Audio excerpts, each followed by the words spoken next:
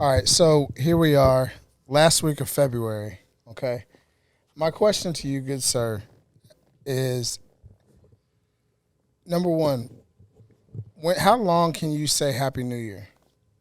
That's a great question, Cuff. I think the statute of limitations should be done after like the 15th of January, personally. Okay, so you can't go beyond 2 weeks. 2 weeks is 2 weeks long and a enough. day. When you get past January 31st, I think it's time to move on. All right, so next question. I'm going to parlay this into my next question, which is, how long should we keep our Christmas decorations up? Christmas decorations need to be down by New Year's Day. Really? Yeah. Damn, It's a new year. Like, what are we doing here? Like, there's It's a guy. still the holidays. There's a guy in my neighborhood right now with Christmas lights. That's still exactly what I'm getting at. But damn, you're quick on the draw. I mean, it's January 1st. Like, what are we doing here? Christmas is over with. I mean, for the most part, especially in the Amazon world now, you gotten your returns and exchanges back. Like, what are we doing? It's time to move on. My man threw in Amazon.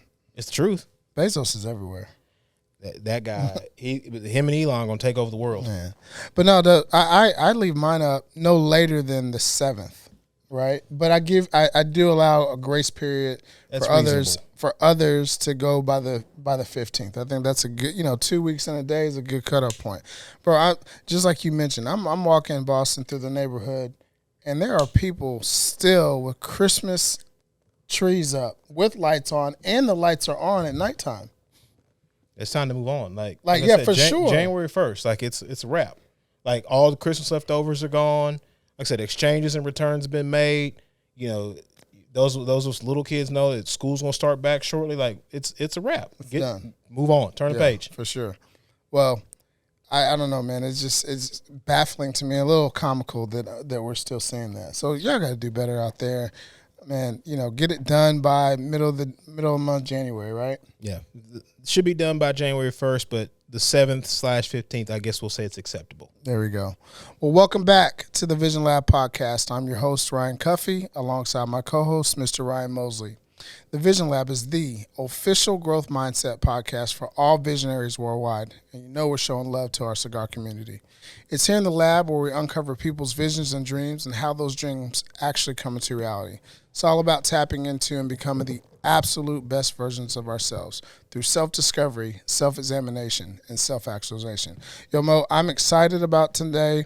We kind of started this process last August, if you will, and we are here. So why don't you tell us who we got on the show today? Cuff, today's guests are part of the triumvirate, if you will, of a new product to hit the market. One gentleman is from Detroit. What up, though? What up, though? Another gentleman is from the UK and various parts by way of Nigeria. Please welcome Ryan Willis and Jonathan Ekeocha of DAMM Whiskey to the Vision Lab podcast. What up, what up, what up? What up, fellas? Good morning. How we doing? Busy. Busy. That seems to be your word of the day. Man, that's my word every day. Yeah. Every time anyone asks me, I can't think of nothing else to say but busy. Well, they say the idle hands are devil's workshop. So it's probably a good thing that you're busy, yeah? Oh, absolutely. Yeah. It's a lot better than the alternative. Yeah, and that's exactly what I said when I met him. I was like, look, it could be the other way around, right? Not having anything to do. Yeah. So, we're certainly happy and honored to have you guys on the show, man. Welcome into the lab. Thank you. Pleasure to be here. Thank you. So we kind of got this process started August of 2023. We went out, met with Seven. Shout out to Seven.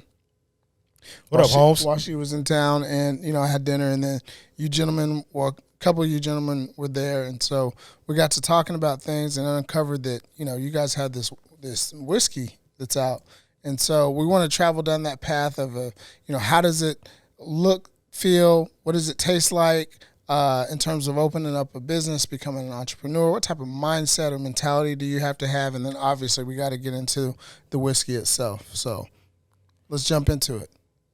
Ooh, where do we start? Well, let me ask this. What was the impetus of, kind of creating your own spirit? I think, for us, we have been friends for a long time. For almost Oh, hold on. What are we doing? We gotta crack open a By all bottle. means, feel free to do Man, so. we got to do that. Feel free to do so, My sir. bad, John. So we've been friends for about 9 or 10 years. we come from different parts, obviously, of some of us come from different parts of the world and different parts of America. And so, you know, in 2018, that was the genesis of DAMM whiskey and us wanting to create our own whiskey. You know, we wanted something that represented, you know, what we stood for, and was going to be something that is kind of testament to our enduring friendship, you know. And so, you know, we all had a liking for whiskey. We all drank whiskey, but it was, I think the onus or the drive at the time was for us to, you know, kind of create something that people would appreciate, and that was the genesis of DAMM whiskey. As Cuff breaks Adam's microphone, excuse me, why the name DAMM whiskey? I'm sure there's an acronym with those letters, but why? And what's the meaning behind it? And actually, we had a few different names that we wanted to go with, and the people that we were working with at the time, as far as like distilleries and whatnot, they have to get it approved by TTB. And looking back, I think they were not honest with us about what we could and couldn't do, but you know, we were new to the game, and so we had to kind of X those other names. And I was hanging out with some buddies I worked with, and one of the gentlemen said, "Why not just call it just another DAMM whiskey?" And so I brought it to my guys later that evening when we were on a phone call, and the next day John made it an acronym, Distinguished and Modest Man. It's catchy as hell. I mean, you know, it was funny when we were doing tastings. You know, we're saying people come in like, "Do you want to try any DAMM whiskey?" And then I have to tell them, like, we're not cussing at you. So, distinguished and modest men. I love that. So there's something behind that, right? There's a story to that. Yeah, I mean, there is a story. You know, we look at our careers, we've all, you know, achieved some level of distinction in our professional lives. We've been, you know, noted, and we've achieved some good things, you know, whatever it may be. I mean, you know, and then also, you know, we are men, and we at the same time we still maintain a level of modesty or humility, you know, and it's something I think that, you know, a lot of people can resonate to, just for what it stands for, you know, the distinguished and modest man. And you know, I think that kind of encapsulates, you know, the modern chap today. You know what I mean? We are a contemporary bunch, you know, and so it's just about creating or having a name that resonates with people, and that's how, you know, that all kind of fits together. No, I love it. I love it. And so now, were you like super into whiskeys beforehand, or was your group of fellas or as you call them, chaps, right? Chaps, blokes, you know, lads. Group of blokes. And I'm gonna do an accent later on. We'll see how good I am. Hold on. Does he, when he's on the group chat with y'all, does he speak in that dialect when you're on the group chat with each other? Yes. All his slang, Bloody whatever hells. you want to call it. Yes. Cheers, mate. yes. Yeah, you know what I mean. But were you guys like, your group, were you guys like really into whiskeys and doing like different tastings, and you know, or was it just something that this is something that we decided to do as a group? I think it was a little bit of both. I know for me personally, you know, I used to drink a lot of beer, and you know, I was trying to figure out what I could drink that would be a little bit more healthier than, you know, with all those carbs and everything else in it. And what I found was, you know, drinking either whiskey or vodka was supposed to be like, you know, better for you. I mean, not necessarily better because it's alcohol. Less calories. Yeah.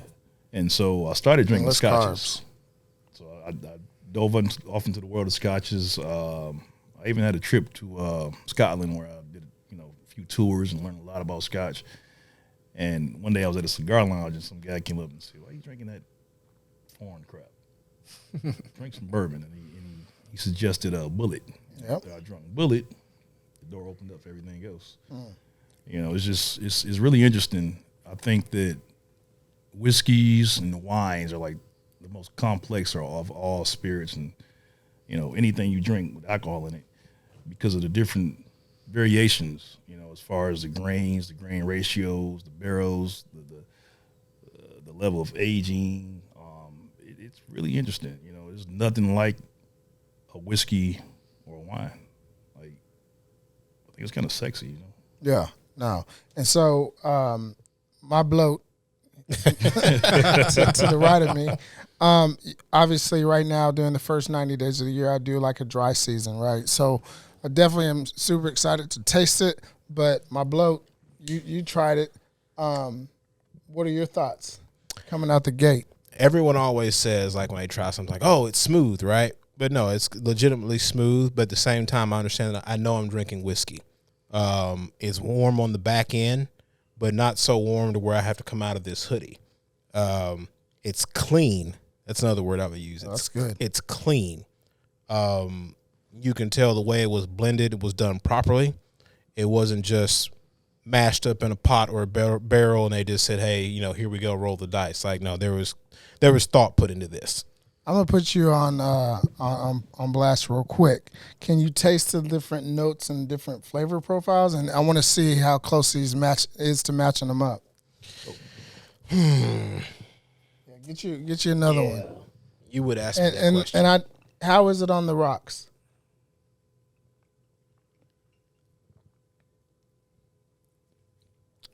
On the rocks is great. You know me. You're the neat drinker of the two of us. Sure.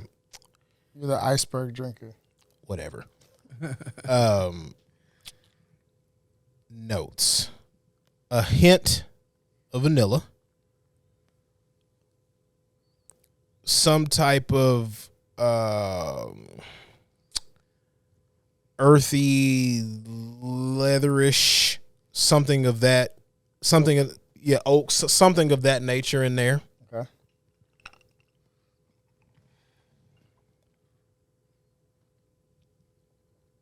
I'm trying to figure out what that front end is. Come back to me on that as I work through this glass. Well, let's break down the flavor profiles. What should the consumer look to taste? Man, I think you studied our website. No, I haven't. I promise I haven't. No, it's But it pairs well with the cigar I'm smoking too. Shout out to the folks at Drew Estate with the girl with no name. I like that name too. Girl with no name. Well, he's spot on. Notes of vanilla, definitely oak. I don't like to tell people how to describe or taste what they taste because it's subjective. Right. You know, Everybody's got a different palate. Exactly. And hell, depending on what you ate today, you know, with me, if I eat some fresh fruit, it tastes different. Like it almost enhances it. But definitely a little bit of fruit, maybe some fig on the end or something like that. That's what I get. But we designed it that way. We wanted it to be nice and smooth. We want to bring on people who don't drink whiskey. Mm-hmm. You know, that's why we made it as low proof as we did. We started to do 80, but we was like, nah, we still kind of want to remind people that it's alcohol, like you said earlier. And we still want, you know, the most seasoned whiskey drinker to enjoy it. And we made it a really high wheat with a little bit of barley in there. So we want to kind of a little bit on the sweeter side. Well, I mean, I say sweet for whiskey. It's not like it's not sugary. Yeah, right. Yeah. But it's easier to versus like you know we've had experiences with just straight rye, and that's a whole nother world. Yeah. It's easier. It's easier, clean, easy, but you still know you're drinking whiskey. And it's the weight that gives it the sweetness. You know, I'm so impressed with you gentlemen for what you're bringing to the marketplace, but also because of like you can tell you know what the hell you're talking about, right? This is many hours in the lab trying to unearth and figure out what flavor profiles you want to, you know, have in the composition, the bottling, the packaging, and all that stuff, right? Like there's a lot of hours that go into this. And so what's super interesting, we were talking offline, is that you guys are still rocking full-time jobs, right?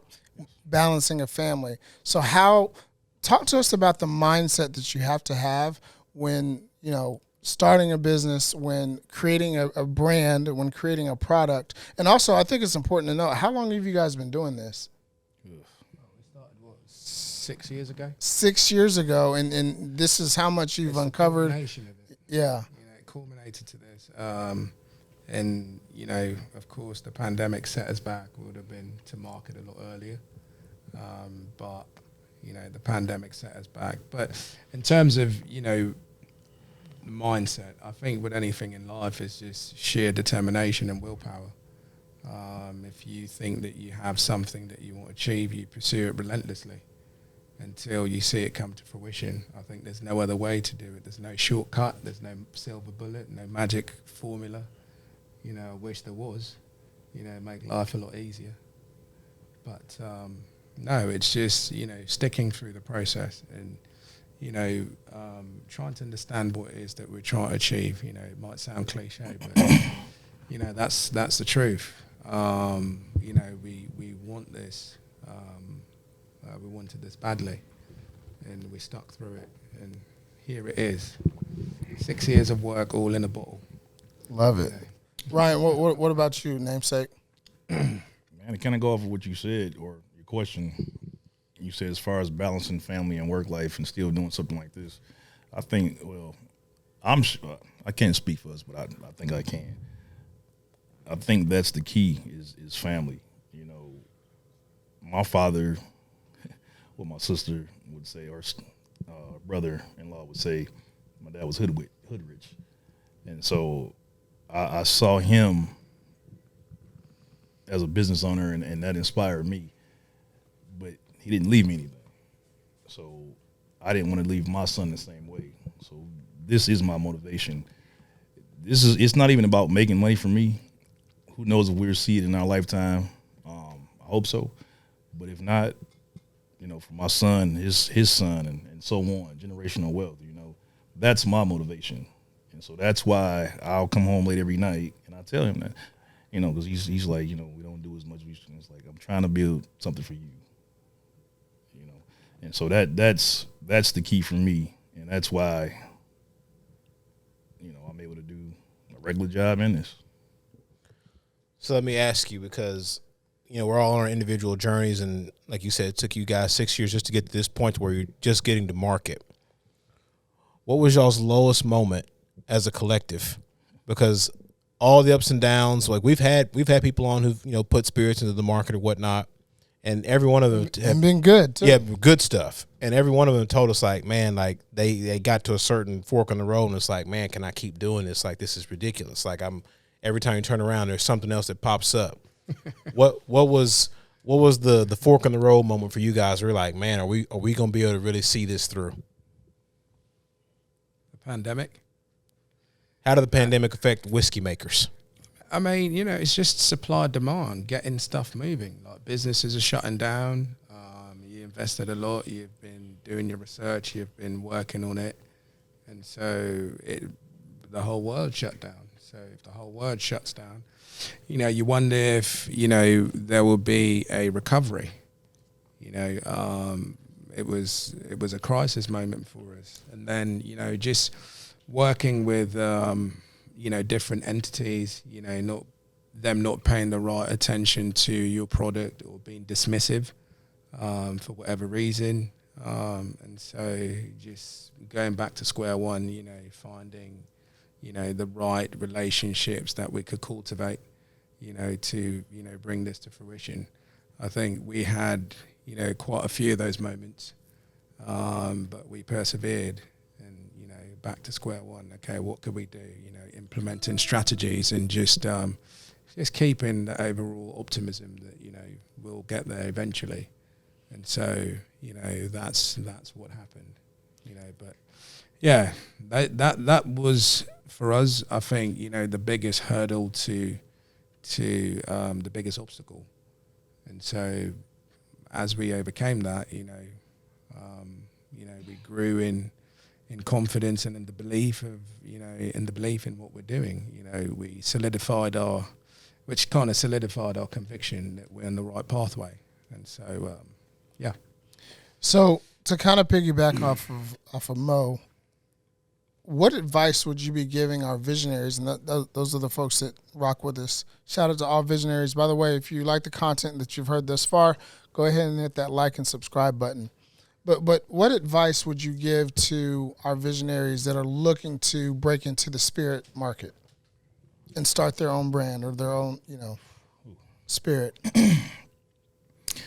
Don't don't accept no for an answer. There's going to be a lot of distilleries that either only make their own whiskey, or I hate to say it, they look at your color. We've dealt with a lot of different ones that, you know, made arrangements and canceled on us, no explanation. You just get a random email saying, "Hey, don't worry about it," or Actually, we did get one of those. really? Yeah. Please elaborate. I don't know. You don't have to say any names, but Yeah, just because one of them is local. you okay? But yeah, we had a Zoom meeting with this gentleman. He arranged for us to come out and do a tour at his distillery. Told us that he would have some samples, something that we can probably work with. We went to the appointment, and it wasn't a private tour; it was open to the public. What's the hell of the distillery? His management didn't know that we were coming, so they were not aware of it. They didn't have any samples set to the side for us. Only thing they had was what they were already producing, which is not what we were told. They got on the phone with him. He shows up late, and he agrees to everything. Says, "I'll get you guys some stuff next week," and then we get that email saying, "I don't think this is a good fit." Oh wow! Yeah. Thanks for nothing. Yeah. Thanks for wasting our time. Yeah. But obviously, it goes to show what you were talking about earlier, Jonathan, with like perseverance and having that mentality, knowing that everything isn't going to go as scripted. I think a lot of times, Mo, you asked the question like, when things start to go awry or change, how do you pivot or do you remain the course? You know what I mean? You got to be flexible. You got to take stock of what you're doing and reset and just try to find an alternative. Life is about finding solutions. And so we were hell-bent on finding a solution because when you're getting turned down in those moments, it's easy to walk away, isn't it? But again, you look back and say, like, you've done X, Y, and Z, you've got to keep, trudging along until, you make that breakthrough. And so, yeah, there was another one even when we were going through the, the labeling process with cola, and we presented the labels, and they said, well, you can't have this on the label, but it didn't make any sense because the first rendition of our label we submitted, they were all for it. They approved it, and then you got to take off, the if you look at the bottle, it has the longitude and latitude, on there. Now, I think early days with a keen eye will be able to spot that and kind of deduce what it means. And that's to show that it's a Dallas brand. Okay. Shout out. They said, well, we can have that on there. And they said, no, that didn't make any sense. So we had to go back to basics and research. And at that point, we cut ties with them. And that further added,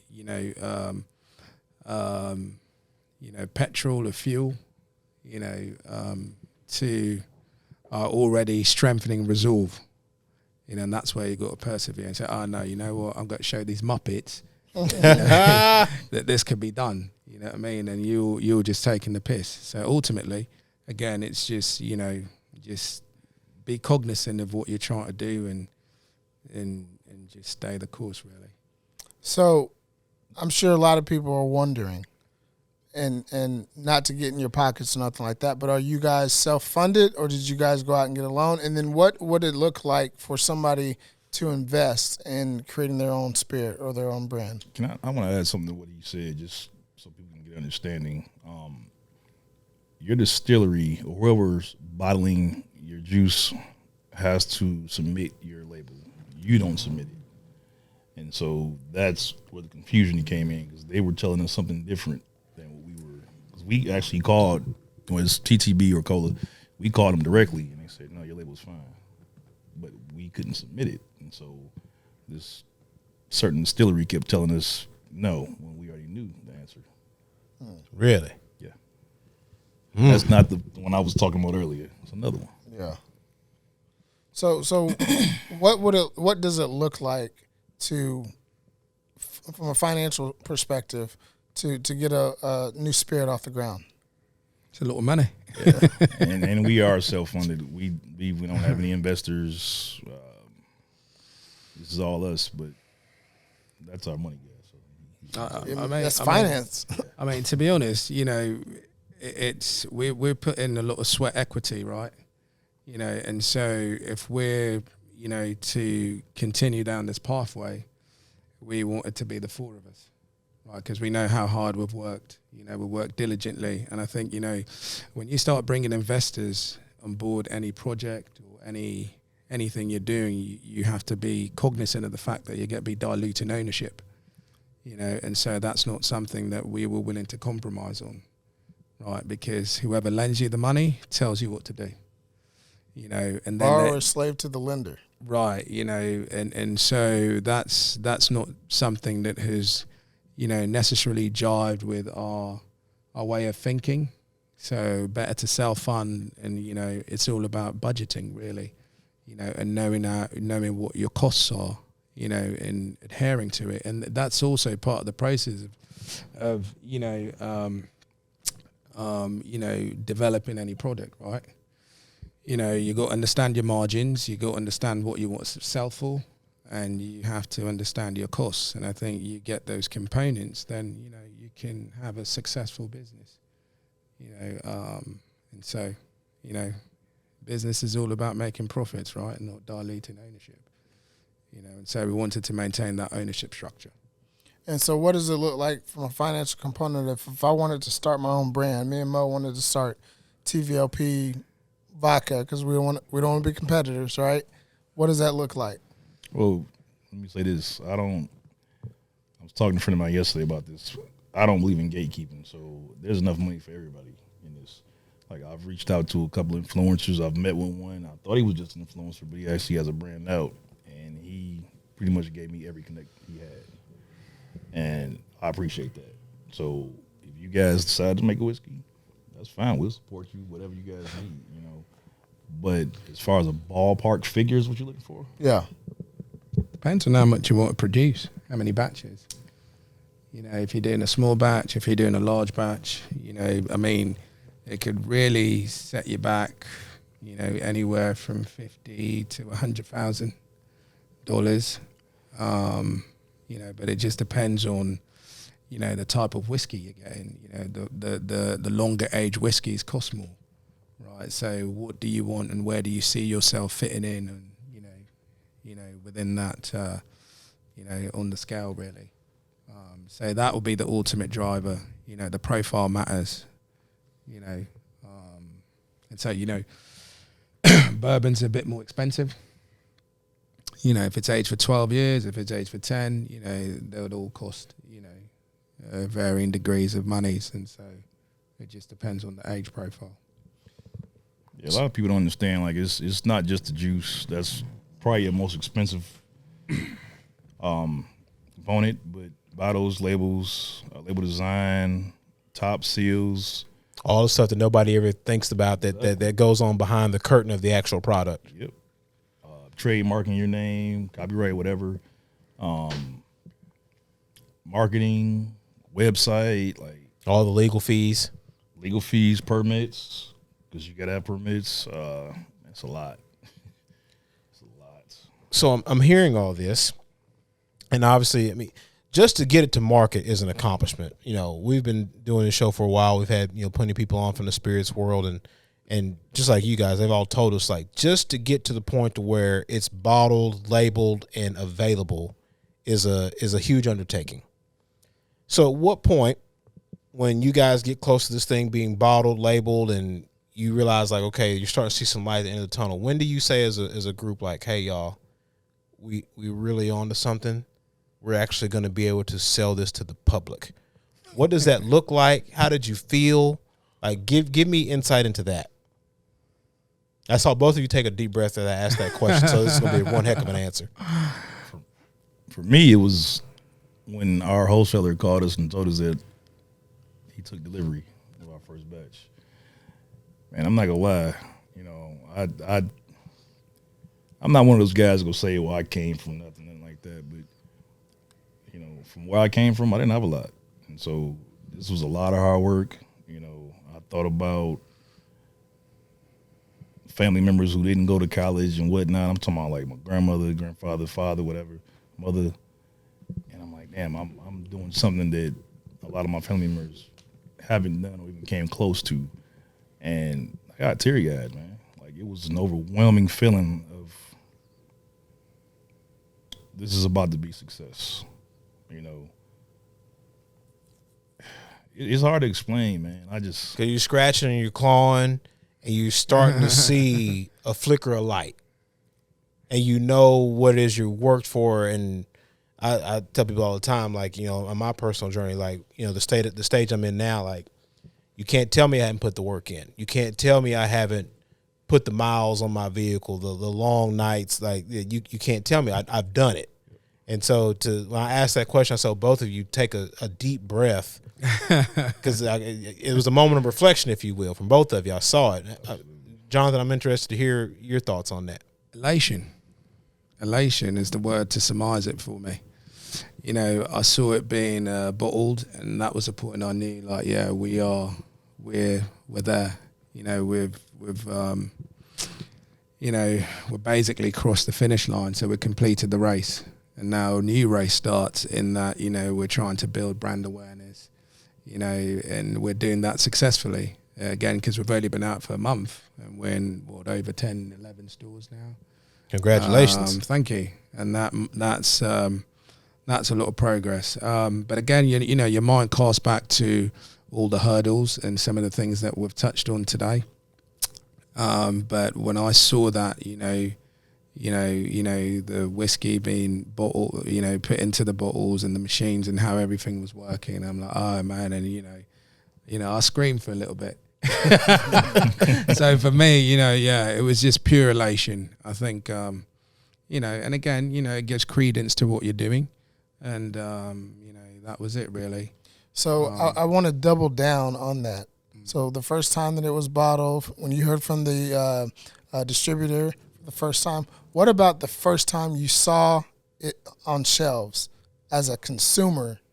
Like, you walked into a liquor store and saw it. And you're able to buy your own bottle. Man, I've been picturing that for years. Like, every bar that I've went to, I sat there and I looked at the bar and I said, damn, no pun intended, but I want to see my bottle there, you know. And now, you know, it's reality. It's still unreal to me. You know, I don't think it's caught up yet. It's, man, I'm looking at it right now. You know, it's crazy. The best damn whiskey in all of Texas.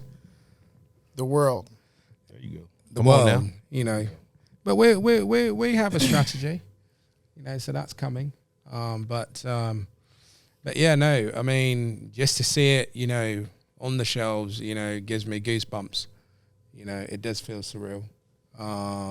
And, you know, again, it's also motivation to keep going. When you see how people react to it, and, you know, just the overall sensation is overwhelmingly positive. So we want to keep that momentum going. We want to keep, you know, producing, you know, fine whiskies that people can enjoy, you know. And there's a notion that, you know, a certain demographic doesn't really drink whiskey, you know, and we're trying to change that narrative, you know, because if you have a product, you know, that's good, you know, people will gravitate towards it, you know. Build it and they will come. Absolutely. And so, yeah, you know, it's fabulous to see it on the shelves. You know, I still take pictures. By all means, you should. Yeah. I take pictures, and I text some of my mates back in England too. Like, hey man, look what's going on. You know, we're on this store now, we're on this shelf. You know, and they say like, well, can we get it home? I said, no, we've got to start with Texas first. You know, and you know, kind of, you know, continue to evolve. So it's been magnificent. You know. So it's on the shelves, and now, like you talked about before, Jonathan, the game is changing to, we got to focus on, you know, units being moved, right? Talk to us about that transition and that mindset, right? Of now it's about marketing. Like, what do those efforts look like? It's we've already kind of we already thought about it. Like we already, kind of had a strategy as to how we'd like to, deploy, our plan of attack. And so, yeah, it's just shifting gears now. Now it's here. You get over, it's like a marriage. You get over the honeymoon phase, and then the real work begins, right? And so, it's kind of the same, similar analogy. We have the whiskey here, it's bottled, it's at our distributors and warehouse, and now we have to start getting it out there and getting into the shops, promoting it, hosting events, and just letting people know that we've arrived, be it via social media, whatever platforms that we have, whether it's word of mouth, just letting people know that DAMM whiskey is here. It's a Texas brand and it's a Dallas brand. And so, that's been the main focus really. We're working on getting into, other retailers, and hey, if they say yes, that's great. If they say no, we keep moving. You've got to keep that energy. Love it. So in the spirit of moving forward, right? Mm-hmm. When you guys started, there was clearly a vision. Like when you guys, got in your lab amongst the four of you and kind of laid things out. So, okay, here's where we're trying to go. Two-part question. Has it changed from when you guys first started to where you are now? And then if it has changed, what is the new pathway?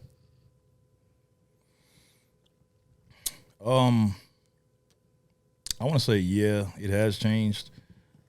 Just because we were mainly focused on creating the product, and now you have to understand that there's more to just creating it, and you just got to be open-minded to how you proceed. Like marketing is a broad term, especially now in 2024. Because it's not just billboards and magazines anymore. It's everything. Exactly. It's social everything. media. Like, how do you attack that?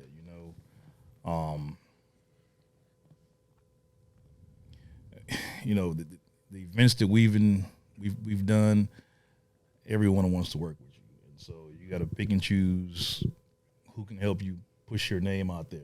How do you benefit? How do you both benefit from that relationship? This is all new to us, and we've been talking to the right people, and hopefully, they can help point us in that direction.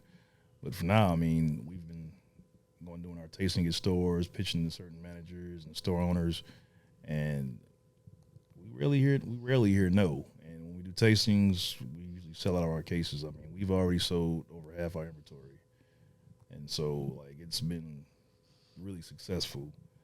But I guess the question is, how do you get everyone else? We can do mom and pop stores every week, but how do you get that bigger audience to see it? What is your target audience? In our mind, everyone's our target audience. We're trying to change something. You can look at the stats, the numbers, and say, who's your typical whiskey drink in America? But we want to change that. And so we're trying to do something different here. And so the question on how do you do it is different. It's a lot of layers to that onion. Yeah, exactly. Because it's something that hasn't been done in what we're trying to do. So it's multifaceted. Yeah. But yeah, you always have to be, versatile and adaptable, because no situation is ever the same. But, tastings, promotional events, we're sponsoring events now as well. And we are planning a launch sometime this year, like a launch party. We already have. Pardon? Let us know. Yeah, absolutely. Definitely. Absolutely. And so, there's so many things that we want to do before the year runs out, and it's just really started. We're not even, a quarter of the way through the year. So it's just about, keeping to, our strategy and, just promoting the heck out of DAMM whiskey. I love it. You know what I mean? Love it. So one thing I want to do before we get ready to land the plane, you mentioned your social media. Can you, for all of our visionaries that are tuning in, how can they follow you? We're on Facebook and Instagram. It's Damn Whiskey, 2 M's. And our website is damnwhiskey.com. Super simple. I love it. Yeah. So we've talked about the journey, the mindset that you guys have to have. We talked a little bit about the product. I want to go back to the product, okay, itself, and kind of describe, like, you talked a little bit about your audience, like, who's the type of person, or what are the type of things that they should be doing with Damn Whiskey? Well, our slogan is elevate every moment. So, whatever you do to unwind, if you want to make your day better, you come home, I don't know, you feel like barbecuing, you're going out for the night.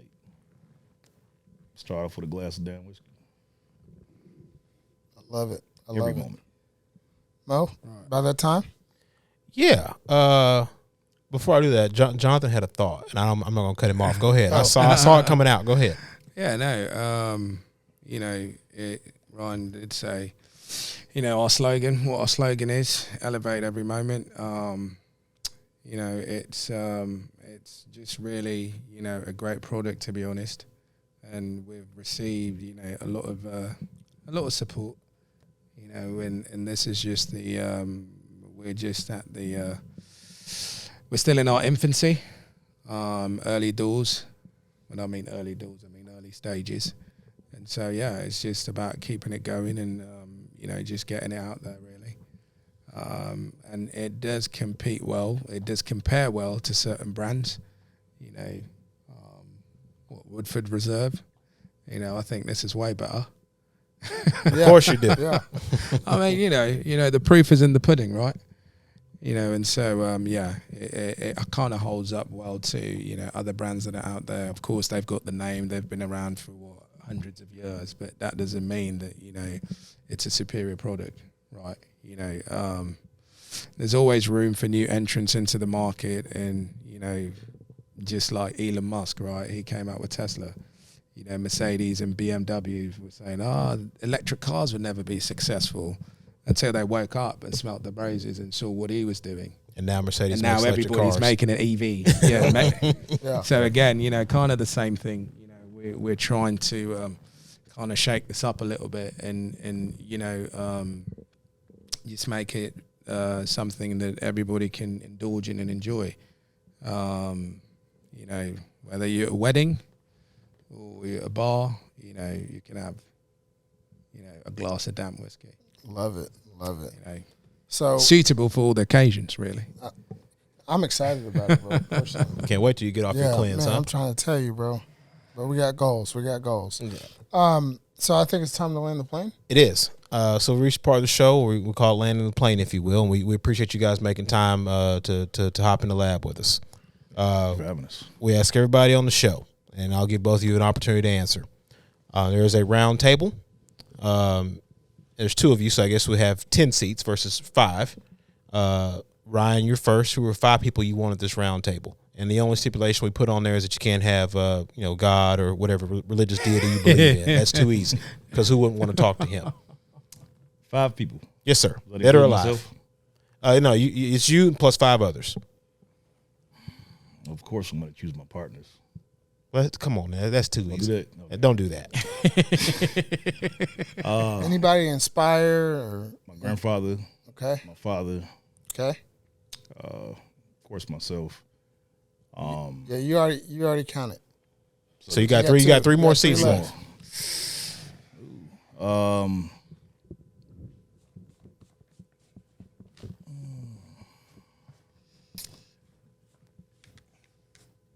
trying to think of business wise. No right or wrong answer.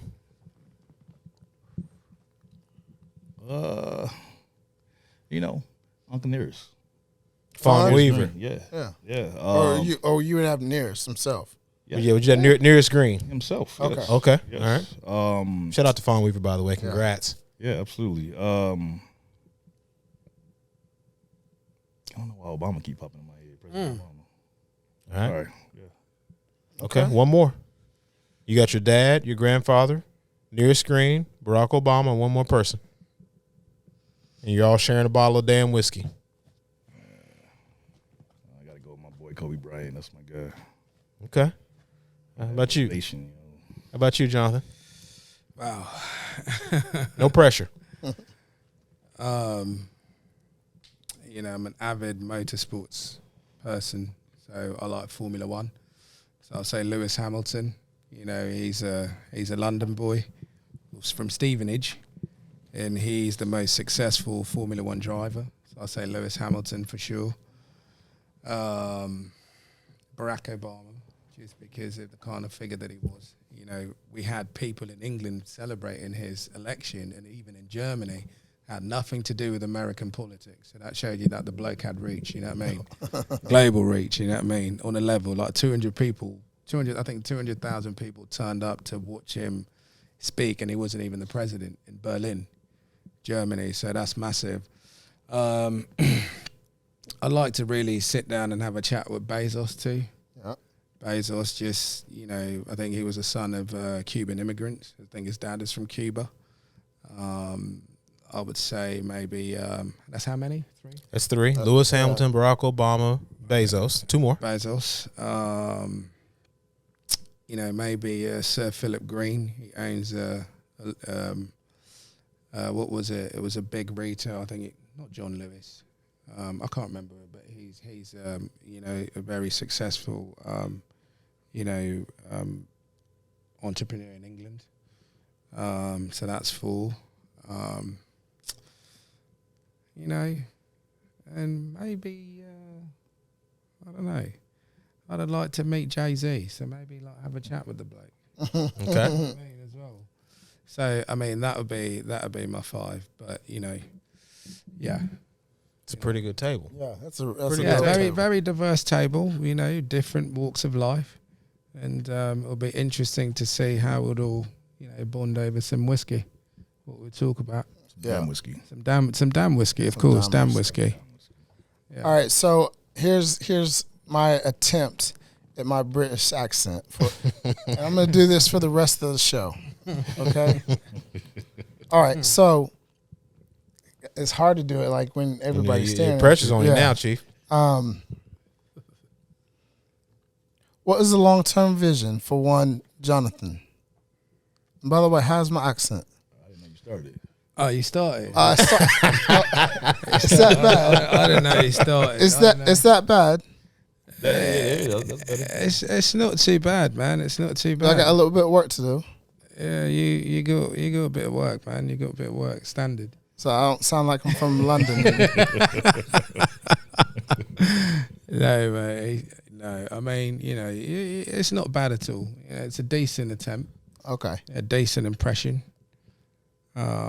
So what is the long-term vision For damn whiskey? of DAMM whiskey? Oh, damn whiskey. We're trying to elevate every moment. But long term, I think it's just to become a recognizable international brand. We want to, put our whiskey in the best light, and just have people enjoy it, really. We want to leave that legacy, a lasting impression. So it will be around for 50, 100 years, just like some of these other brands, before us. I think, it will stay even after we're gone. And so for me, that's the long-term vision, that we're striving to create. But we need everybody to support it as well. TVLP will do their part. Absolutely. I can't do that accent the rest of the way. Yeah. If you hung out with him more, you pick it up. Yeah. What about you, Ryan? What's your long-term vision for damn whiskey? I can't say the same thing you said, even though it's the same thing. He's used to copying me. Whatever. It's all right. You can say it too. It's all right. No, I just want to look back and see that this is something everyone loves. I want to be a household name. I know that sounds bad for alcohol, but If you drink responsibly, it's yeah, not bad. yeah. Like the 2 bottles that my dad kept in his cabinet. I want damn whiskey to be something like that. Yeah, just something that everyone loves. Love it. All right, so in case you guys didn't know, you guys are in a magical time machine here in the lab. Two-part question, okay? What advice would you be giving yourself? I'll start with you, Ryan, from 5 years ago. Ooh. 5 years ago. Is that in general or just regarding the whiskey? In general. Open-ended. I got a list. You said two things? No, just what advice would you be giving yourself from 5 years ago? It's 19? Yeah. So today is looking back at that guy in 2018. 2019. Well, 2019. Yeah, today's version of Ryan's looking back at that guy in 2019. What are you telling him?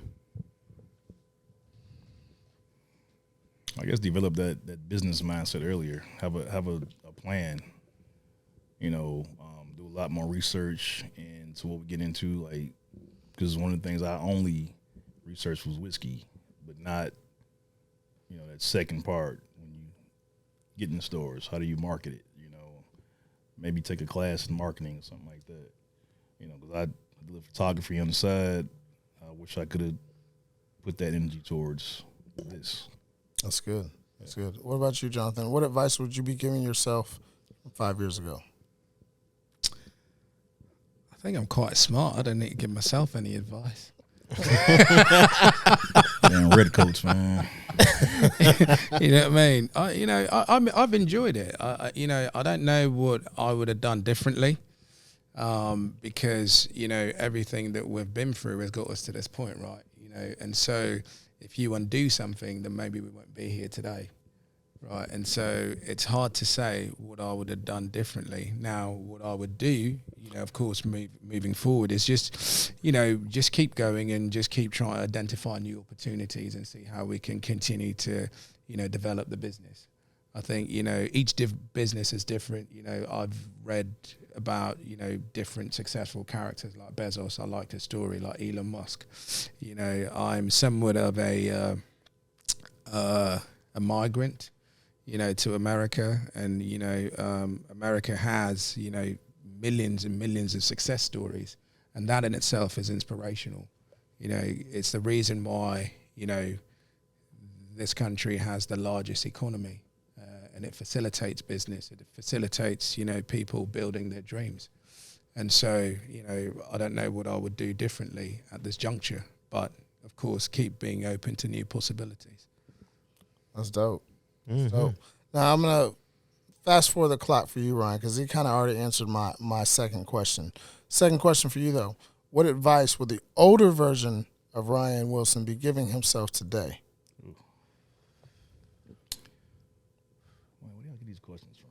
Hey, man. Questions, though, like, We've been doing this for a minute. It's the Vision Lab.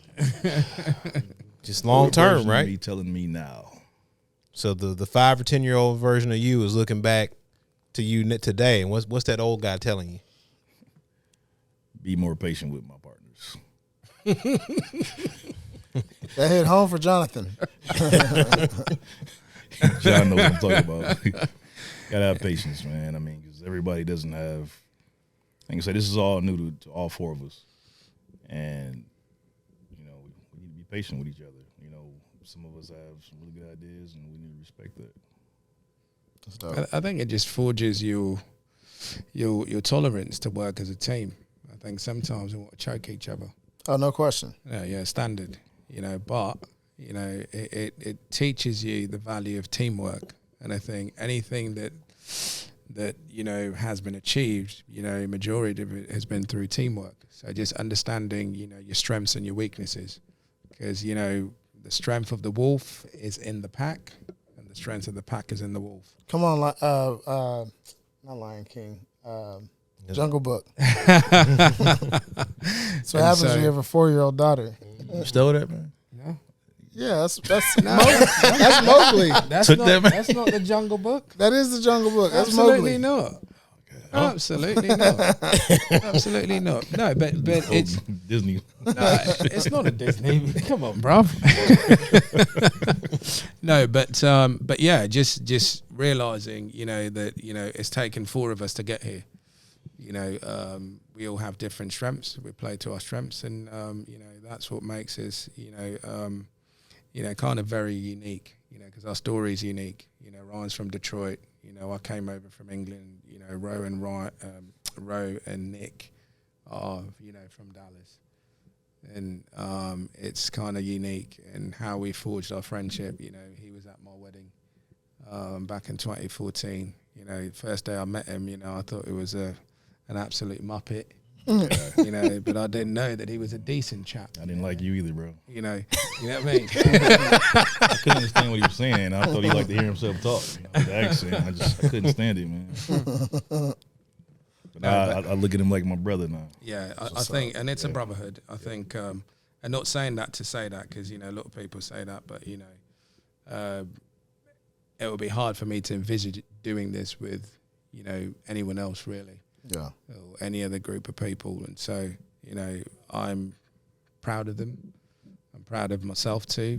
Proud of all of us for, you know, getting this far. And hopefully, you know, we'll have more enduring, fond memories. And, you know, we look back and say, oh, you know what, remember when we started this and we do this now? You know, and it's a journey that, we know, we're going to face with the utmost confidence. And, you know, we're going to be, you know, around for a very long time. Love it. Love it. Well, certainly I'm grateful that you guys dropped into the lab with us. One more time for all of our visionaries, how can they get a hold of DAMM Whiskey? Check out the website. We have a list of our stores on there. If you click on the link that says buy, there's a map on there that shows you where every store is at. And social media? DAMM Whiskey, 2 M's, Facebook, Instagram. Love it. Love it.